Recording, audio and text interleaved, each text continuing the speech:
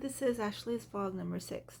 Today I'm going to talk about how to effectively talk to kids and the appropriate manner of speech in front of children, what's developmentally appropriate to their learning and progress, especially in behavior and coping skills. And it's adapted from a book that I saw at the library. It's called How to Talk So Kids Can Learn at Home and in School. It's based on an aspiring teacher and that we'll call Liz. And the author says that this person named Liz had always struggled with how to talk to children because of what happens in the classrooms, obviously. But she always dreamed of making it big with the passion to teach.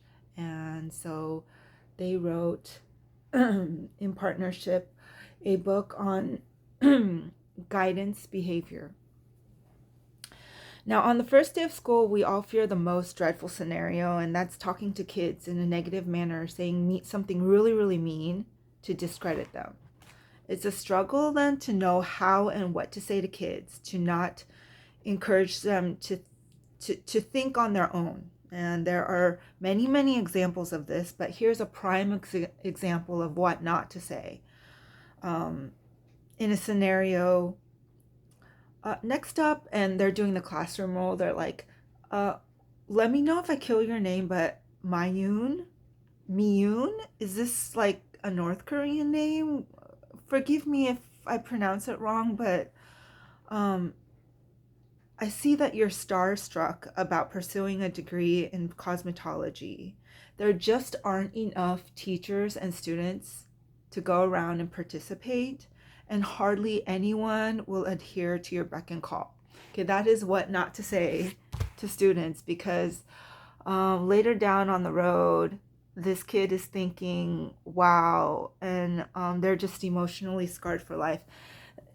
Pretty soon, kids are left behind in the classroom, and it gets pretty damn ugly inside the schools, and you've got anything from wads of paper and hate graffiti all over the walls in the bathroom to school shootings. And whose fault is that? Any parent will tell you it's 100% the teacher's fault. And you know why? Because kids are all born the same way. They're, according to Erickson's theories, developmentally appropriate at the same pace and age. And there is no science to prove that wrong. So step number 1, instead of denying feelings like, here's Sarah and here's teacher Ashley. And Sarah says, oh my God, this story is so dumb. And Ashley says, no, it isn't. It's very interesting. Well, I hate to read. No, you don't. You can read good. It has too many words. Don't be silly. They're all easy. But it's too hard. Stop. You're being lazy. And obviously that's what not to say. But here's what the textbook has said. In order to encourage and not praise, and for guidance behavior effective ones, you say this. You want to say this.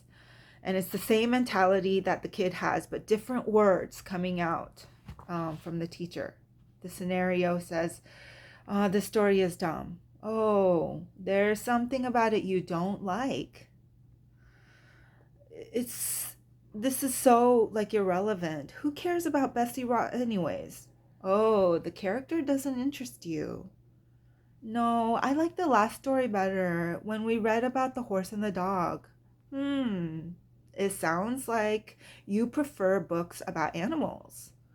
Yeah, she says, I guess. After I finish this, I want to get another book about dogs. And the teacher says, I'll help you find one next time at the library. Okay, the second step, instead of criticism and advice, you shoulda, coulda, woulda, but you didn't, and now you're paying for it. The teacher acknowledges the children's feelings with sounds of oh, or I see. And it sounds pretty easy, but it's actually easier said than done. That's all you need to do, is to reassure kids and treat them like you would treat real people. It's a way of respect, but also validating and encouraging them. instead of pushing or persuading them to think your way, or well, I think that this is better for you, why don't you do it this way? It just seems illogical. That for kids these days is not going to work. It's not going to cut it. So they are capable at that age to make decisions of their own. And here's an example. I am getting it right out of the book. I lost the key to my house. Oh? I had it right here in my pocket, but it must have fallen out when I was wrestling with Benji. That's the second time this week. My mother's gonna kill me. Oh. I'll ask Benji if I can stay at his house till she comes home. And from now on, I'm tying my key on a string tight and wearing it around my neck. I see. And that's all you have to do. Okay, the third step. We don't need a reason or explanation for every situation that happens. It's called giving in fantasy what you can't give in reality. See, now, if every teacher had a magic wand, they would make everything better, right? And that's their true intentions. Otherwise, they wouldn't be teaching. But unfortunately, it doesn't work that way with harsh words. So here's what they refer to by that. Hey, and it's in a PE classroom setting. Class in 2 more minutes. I know, but I don't feel well. I'll bet you we were doing it that. Oh, I'll bet you wish we were doing anything but ropes today. But I couldn't even get off the ones the last time. That must have been really discouraging. It's not easy to get up to a rope. It takes a lot of practice to develop those climbing muscles. It'll take me forever, or at least till the end of the term. Wouldn't it be good if today were the end of the term and you could zip right up to the top? And the student thinks, oh, yeah, I'd better change up. The fourth step and the last step, instead of ignoring feelings, you accept feelings as you stop unacceptable behavior. For this scenario, the children are constantly playing, hitting, biting, taking toys, and spending about 2 hours to nap.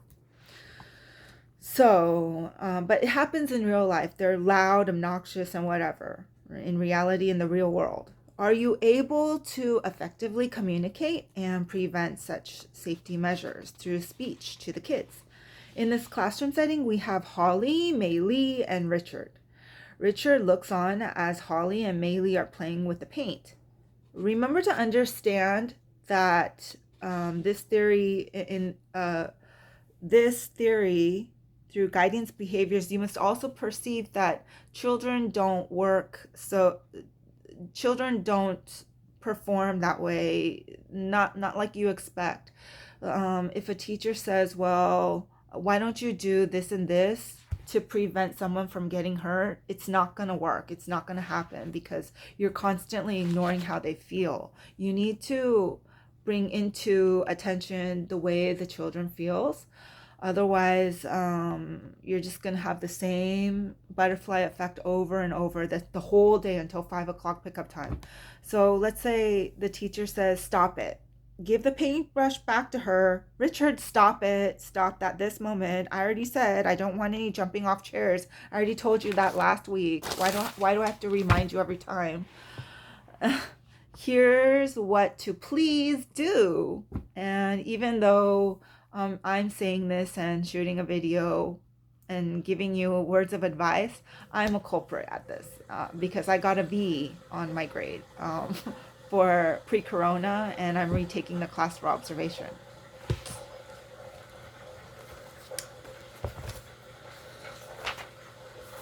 So we're working on accepting feelings even as you stop unacceptable behavior inside the classroom. It says, Holly, I can see how much you want to paint. Right now, though, it's Maylee's turn to paint. But I know, I'll write your name here in big letters. Holly. Here's your name on the list of children waiting for the easel. And Richard, you really like to jump, don't you? The rule is, though, no jumping off the chairs. And then show them the rule. Later in the playground, you can show me how high and how far you can jump, okay? And that's all.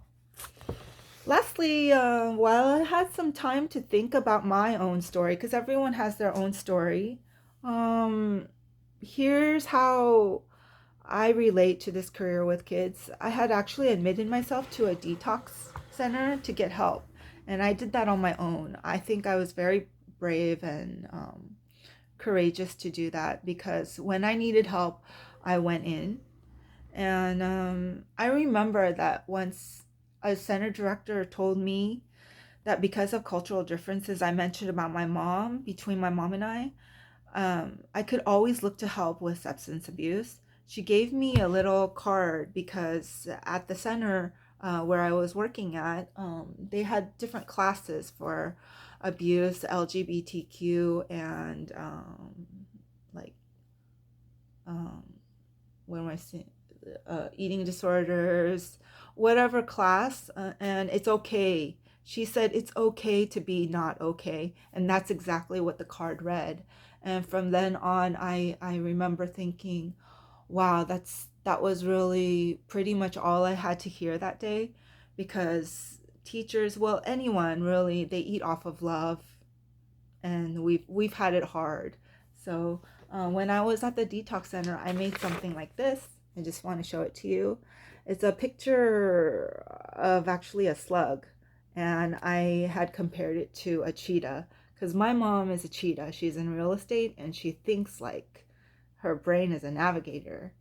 But the good points of a slug is that it takes them 2.5 hours to transfer from one rock to another. But the cheetah doesn't understand it. When the cheetah drives its Mercedes Benz, they just want to bash all the traffic lights and keep going and going. And that's good because they have passion and zeal for things. But really, it takes a slug that amount of hours. You can't force a slug to turn into a cheetah, and I needed just an acknowledgement of that. So that was good for me. That was good healing, and that is all for today, folks. Bye bye. Good night.